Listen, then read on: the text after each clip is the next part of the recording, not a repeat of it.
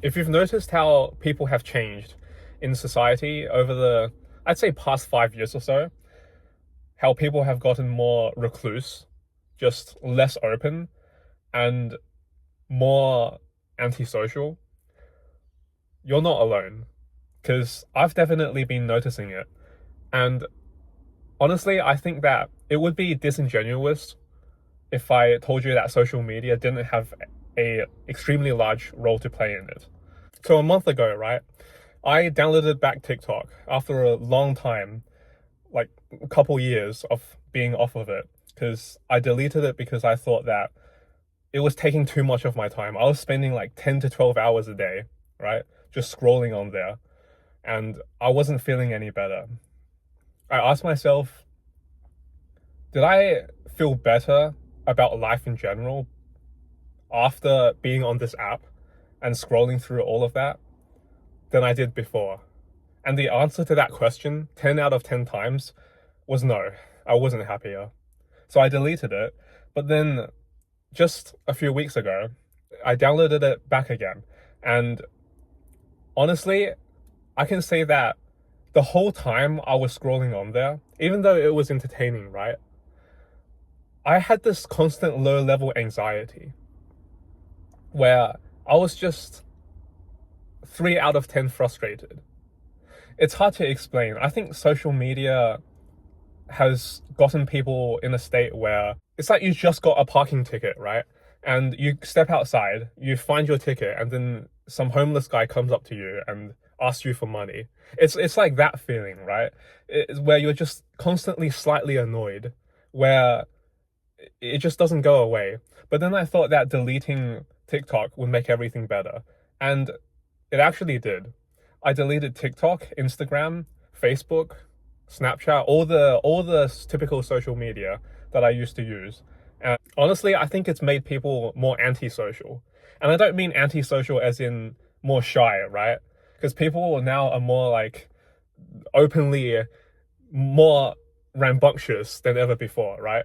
But antisocial more as in being an annoyance, like a menace to society. That's actually its true definition. I think we get it confused these days and associate being antisocial with being recluse or just a shy person, right?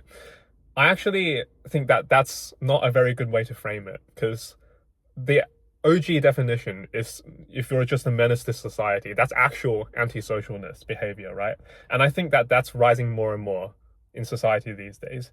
With all this fear mongering going on, I think that it's made people live a lot more reactively.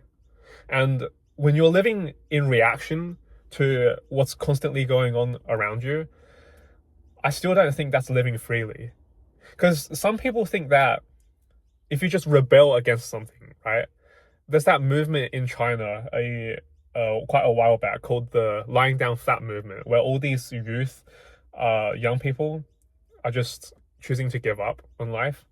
And I understand where they're coming from. I understand how it can feel like it's rigged sometimes, right? It can feel like you never got a fair shot, a fair chance. And I understand why you just feel like you want to sit down, lie down, and just, you know, let things happen. But I think that's not the right way to go about things. Because if you're just living in reaction to what happened to you, you're still indirectly letting what happened to you control you. You get what I'm saying, right? It's your life still revolves around the very system that you claim rigged you, right? And I think living freely means going beyond that. You truly need to go beyond that and really make choices based on, not based on what you think was unfair, but based on what you truly want. That's the real baseline for freedom, I think. Because if you still let your decisions be influenced by, I need to get the system back, right? I need to get one over on them. I need to stick up the middle finger to the system, right? I don't think that's really freedom still. You're still being controlled by it. And we're seeing that more and more these days. And I think that can be a pretty harmful mentality for people to have.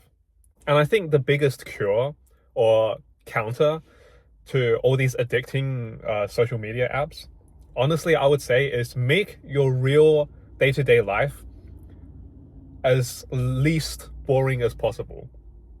And the reason why I say that is because the biggest advantage all these apps have over you is they take advantage of when you're bored, right? I found that the biggest pull, the times where I wanted to download them back the most, right, was when I was bored the most. Was when I just had nothing to do. I had nothing going for me. I was just sat in my room for most of the time, right? That was when the desire to go back on these apps was the highest. So they prey on your boredom, which is why I think you need to structure your real life, your day-to-day daily life, in a way where you never let yourself get too bored. Because if you're not bored enough to get back on these apps, you'll continually be able to resist the hook that these apps sent out there, right? You'll never get reeled back in. And I just want to leave you guys off on that. I'll see you guys in the next one. You take care. Bye for now.